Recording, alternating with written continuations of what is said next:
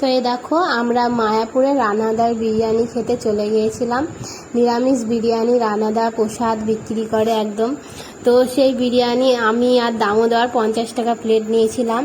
আর এই যে তোমাদের দাদা ভাই দেখছো খাচ্ছে, ও 100 টাকা প্লেট নিয়েছিল।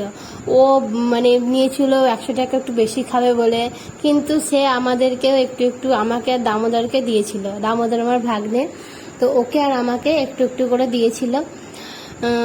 আর ও দেখো কি সুন্দর খাচ্ছে। আর রানাদার বিরিয়ানি অপূর্ব স্বাদ, খুব সুন্দর খেতে।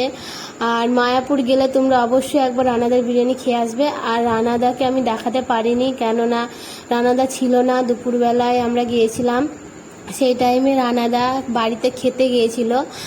আর মানে কাস্টমার আরও যারা ছিল দোকানে কর্মচারী, তারা বলল রানাদা নেই। আর আমরা সকাল সকাল যেতে পারিনি, তোমার দাদা ভাইয়ের খুব হাই সুগার ছিল, তো আমরা বুঝতে পারিনি যে ওর সুগার হয়েছে। ভেবেছিলাম এমনি মনে হয় পা হাত পায়ে ব্যথা, তো ওই সুগারের কারণে ওর পা হাত পা খুব যন্ত্রণা করছিল। সেই জন্য তোমার দাদা ভাই মায়াপুরে গিয়ে ভালো করে ঘুরতেও পারেনি। তো বিরিয়ানির দোকানে গিয়ে জাস্ট বিরিয়ানিটা খেয়েছে। পরে ভেবেছিল রানাদার ভিডিওটা আবার করব, কিন্তু এত ব্যথার জন্য সে আর রানাদার দোকানে আসতে পারেনি, আর রানাদার ভিডিওটাও করা হয়নি। তো আমরা এই বিরিয়ানি খাওয়ার ভিডিওটাই একটু করেছিলাম, তো সেটাই তোমাদেরকে দেখাচ্ছি। আর এবার যখন মায়াপুর যাব চেষ্টা করব রানাদাকে দেখানোর, রানাদার সঙ্গে কথা বলার চেষ্টা করব। আর তোমরা মায়াপুর গেলে রানাদার বিরিয়ানি একবার খেয়ে আসবে, খুব স্বাদ খুব। আর মানে 50 টাকায় যেটা দিচ্ছে না, মানে প্রচুর দিচ্ছে প্রচুর। রানাদা এত 50 টাকায় এত দিচ্ছে, 100 টাকা প্লেট নিয়ে খেতেই পারবে না এরকম। মানে খুব স্বাদ আর খুব সুন্দর খাবার। তো অবশ্যই তোমরা মায়াপুর গিয়ে খেয়ে আসবে। আর রানাদাকে তো তোমরা সবাই চিনো, রানাদা ভাইরাল হয়ে গেছে। তো রানাদার সঙ্গে দেখা হলে খুব ভালো হতো।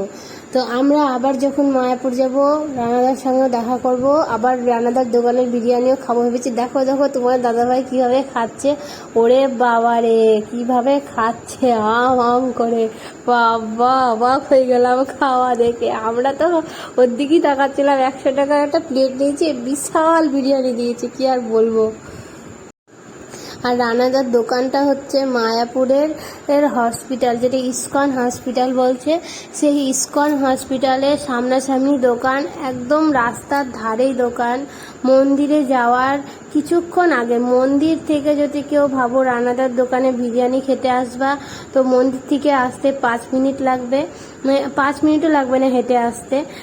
তো রানাদার দোকানে এই যে দেখো আমি খাচ্ছি, দামোদরকে ওর মামা মানে তুলে তুলে দিচ্ছিল, আমাকেও তুলে তুলে দিচ্ছিল। আর সাথে স্যালাড দিয়েছিল, আর আলু আর সোয়াবিন আর পনির, এই কটা দিয়ে বিরিয়ানি করেছিল। আর সোয়া চাট নিলে ওটা এক্সট্রা দিচ্ছিল, মানে ওটা এক্সট্রা